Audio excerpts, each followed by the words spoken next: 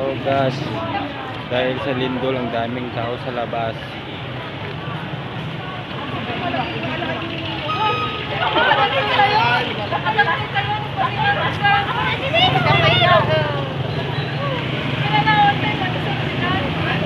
Okay lang.